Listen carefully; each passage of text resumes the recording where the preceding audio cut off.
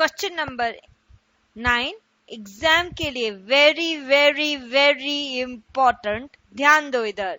State JM Keynes physiological law of consumption और explain physiological law of consumption और consumption function और explain relationship between income and consumption. तो चाहे JM Keynes physiological law of consumption पूछे, चाहे consumption function पूछे, चाहे relationship between income and consumption पूछे, आंसर यही रहना है, इनकम और कंजम्पशन के बीच में रिलेशनशिप। इनकम, देखो होता क्या है, इनकम होता है उससे दो चीज होती है, कुछ तो पैसा जाएगा कंजम्पशन में और कुछ पैसा जाएगा सेविंग में। सो कंजम्पशन क्या होता है, जैसे जैसे मेरी इनकम राइज होगी वैसे वैसे कंजम्पशन भी इंक्रीज होगा और वैसे वैसे ही सेविंग भी इंक्रीज होगी। कंजम्पशन इसलिए इंक्रीज होगा क्योंकि अब मैं और चीजें खरीद सकती हूँ और कंज्यूम कर सकती हूँ, लेकिन कंजम्पशन हमेशा इंक्रीज होता है कैसे, विद अ डिमिनिशिंग रेट, क्योंकि खरीद के भी मैं कितना खरीदूंगी और कितना कंज्यूम करूंगी, है ना। सो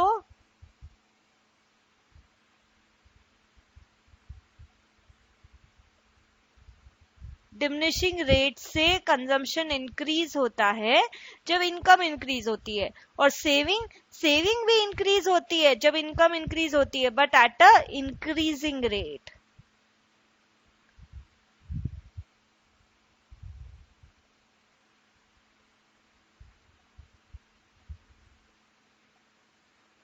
ये पॉइंट बहुत इंपॉर्टेंट है।